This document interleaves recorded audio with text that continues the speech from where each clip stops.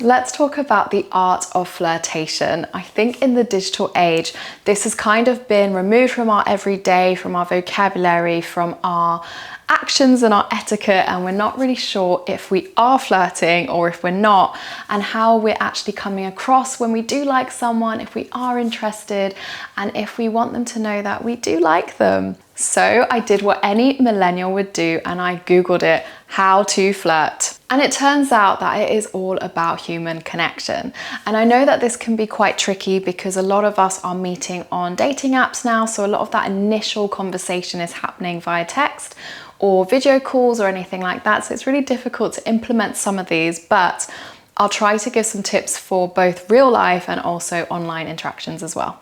The first and foremost tip is to smile and actually look people in the eye when you're talking to them and when you're having a conversation. Because smiling is friendly and it's confident, and people are really attracted to confidence and also to just feeling warm. Like ultimately, someone is going to be most attracted to how they feel when they're around you, to how you're making them feel. So if they feel all warm and cozy and welcome, and you know, they're really leaning into your hospitality and your confidence, that's a good thing.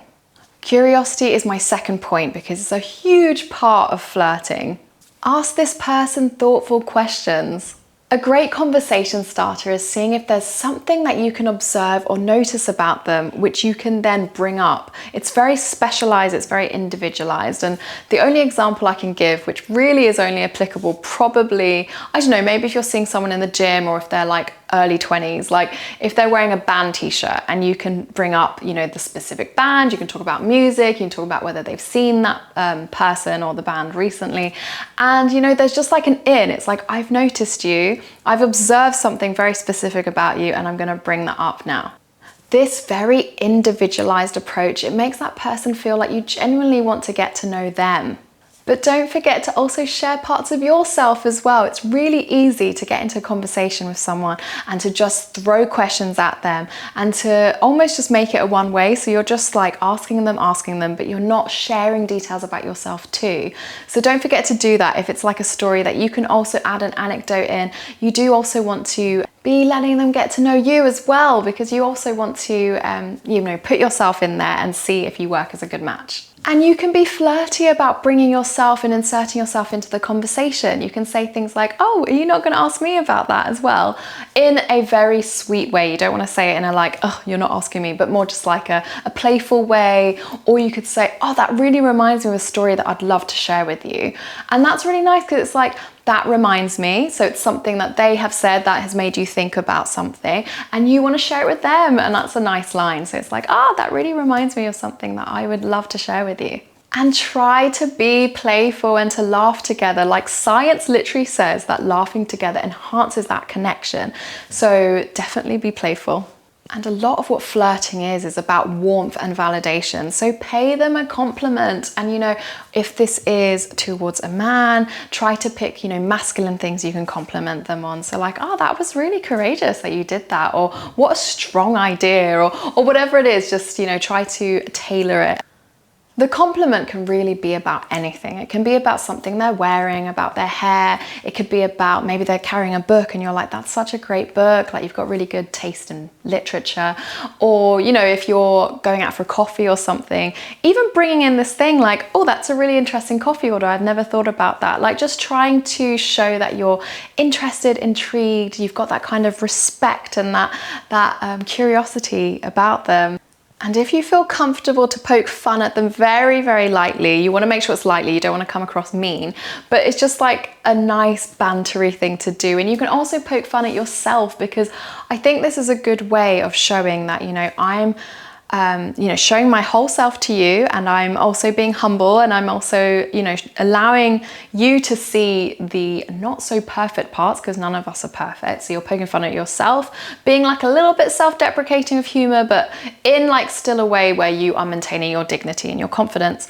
And then if you roast them slightly, it's also like, yeah, I've noticed this about you, but I think it's really cute, because we all have these weird little quirks and things, but you want to show that I'm not afraid of the fact that you're imperfect, because I'm also imperfect, because, you know, newsflash, we're all imperfect, right? So it's just a nice way to get past that first layer where you're kind of just like that stage of I'm trying to impress them and show like that I'm 10 out of 10 out of everything, because none of us are. So, you know, it's a little vulnerable, but also more human. And we've already said that flirting is about human connection.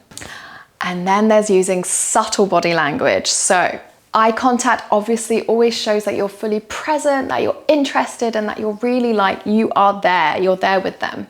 And eye contact also projects confidence, which is, it's hot. Confidence is hot, so definitely embrace it. And you know, say you're walking side by side, maybe you can just subtly brush your hand along theirs. Or when they make you laugh, you can gently tap them on the arm, if you can do that in a very subtle and natural way. And anytime that you can just have a little bit of contact, maybe you're talking and maybe they're saying something quite deep and meaningful to you, and you could just kind of reach over to their arm and like touch their arm or their hand or something. Like, this is definitely something I don't think I'm a pro at, but everyone says it's all about that subtle body language, because it also helps to see like this person is more than a friend. Because I wouldn't really do that to a friend unless it was a friend of the same sex. If it was a girlfriend, I would totally be like, I don't know, like comforting them if they were telling me something deep, or maybe like hugging them or something. But with a friend of the opposite sex, I definitely am more reserved. So I think that if you are flirting, you want to be a little bit more like, not like that, because that's really lame, but you know what I mean, just kind of something that shows. Yeah, it's very hard to do this just to the air. It kind of looks like I'm like karate chopping people, but I'm not. Subtle body language. And even more subtle than the karate chops I just showed you are things like leaning in if you're having a conversation, you know, because it just shows that you're really engaged, you're engaging with them and you're very connected. And facing your body directly to theirs, apparently, according to science again, this shows, you know, that you do want to be engaged with them. And smiling and laughing, as keeps coming up, but laughing is just such a perfect flirting tool, because it's just gonna connect you. It's gonna make the other person feel good, because it's like, oh, I'm making them laugh. They think I'm so funny.